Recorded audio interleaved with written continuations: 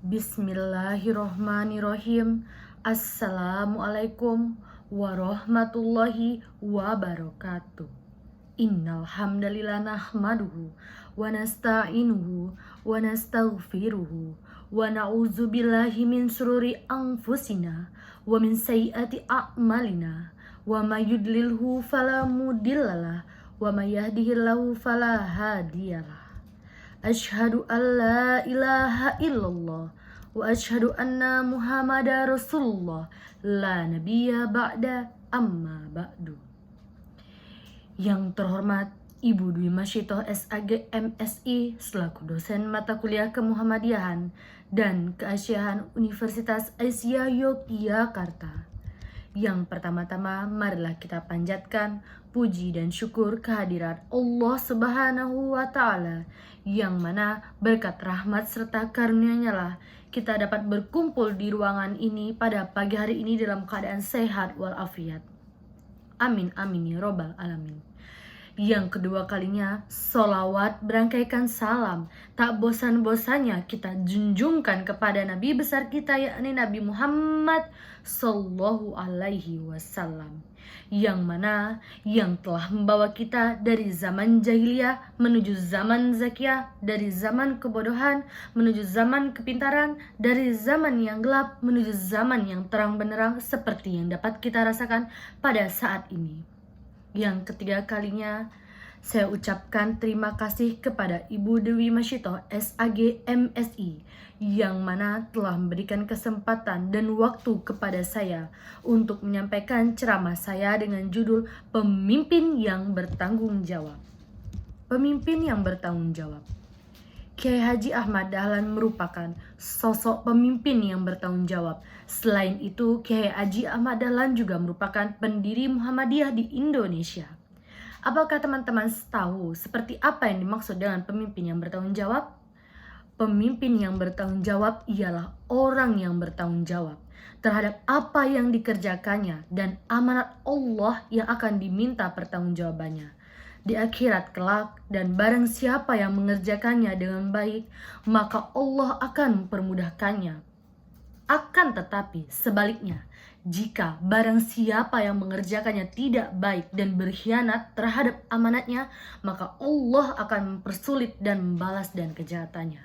Seorang pemimpin adalah orang yang siap melangkah menuju arah yang beresiko bersama dengan kita. Bukan hanya sekedar menunjuk dan menyuruh kita untuk berjalan seorang diri. Itulah pemimpin sejati. Seorang pemimpin yang hebat adalah orang yang dapat memberikan motivasi untuk mencapai kesuksesan yang dengan perbuatan dan kualitasnya, sehingga orang dengan sukarela mengikutinya. Hadirin yang berbahagia pada pagi hari ini, orang-orang yang tidak amanat dalam kepemimpinannya maka tidak sempurna memegang kepemimpinan. Allah telah menyindir kepada orang yang memegang kekuasaan namun kekuasaannya tidak mendatangkan manfaat bagi orang lain. Artinya, barang siapa yang tidak banyak mendapatkan kebaikan dan manfaat bagi orang lain, jika menduduki kepemimpinan, maka ia tidak layak menjadi seorang pemimpin. Pemimpin bukanlah lahan untuk mencari kekayaan, harta, jabatan, dan lain sebagainya. Akan tetapi kepemimpinan adalah amanat yang akan dimintai pertanggungjawabannya di hari kiamat kelak. Rasulullah Shallallahu Alaihi Wasallam bersabda, yang artinya, masing-masing di antara kalian ini adalah pemimpin, dan masing-masing akan dimintai pertanggungjawabannya tentang yang dipimpinnya. Seorang imam adalah pemimpin dan akan dimintai pertanggungjawabannya atas yang dipimpinnya. Seorang laki-laki adalah pemimpin di rumahnya dan dia akan dimintai pertanggungjawabannya atas yang dipimpinnya. Dan wanita di rumah suaminya adalah pemimpin dan akan dimintai pertanggungjawabannya tentang yang dipimpinnya.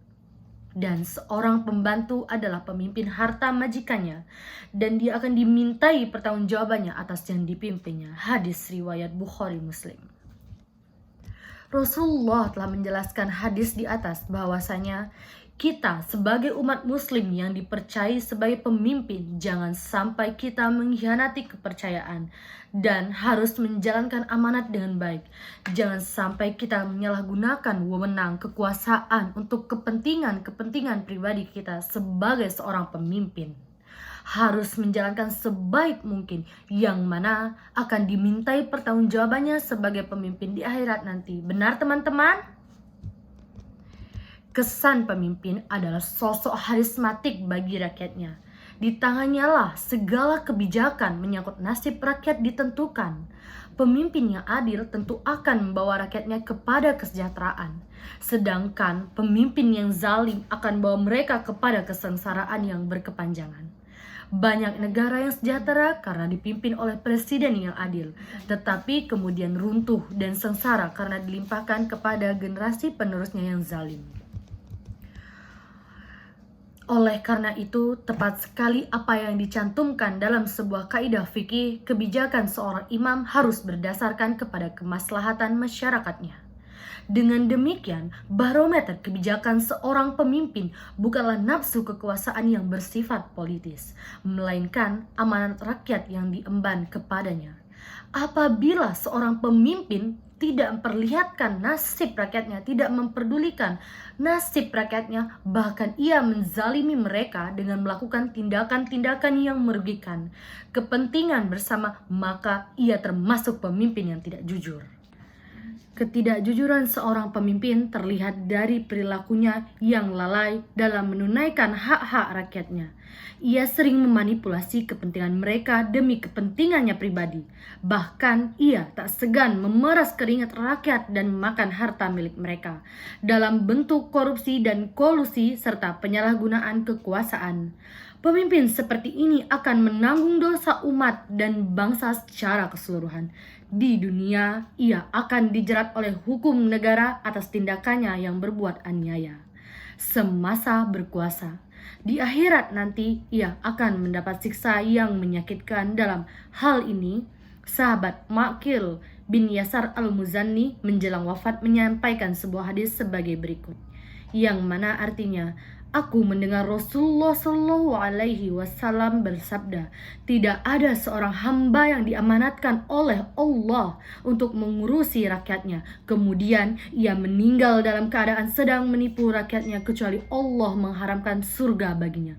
Hadis riwayat Al-Bukhari 6618 dan Muslim 203. Maka dari itu, sebagai seorang pemimpin, hendaknya selalu memberikan kemudahan bagi masyarakat yang dipimpinnya, bukan malah mempersulitnya. Oleh karena itu, pantas sekali jika pemimpin yang mempermudah urusan umatnya di dunia, maka Allah akan permudah urusannya nanti di akhirat. Tetapi jika ia mempersulit atau menunda-nunda amanah yang diembannya sehingga menimbulkan kesengsaraan dan penderitaan rakyat yang berkepanjangan, maka Allah Subhanahu wa Ta'ala akan persulit kebutuhannya nanti di akhirat. Mungkin hanya ini ceramah yang dapat saya sampaikan.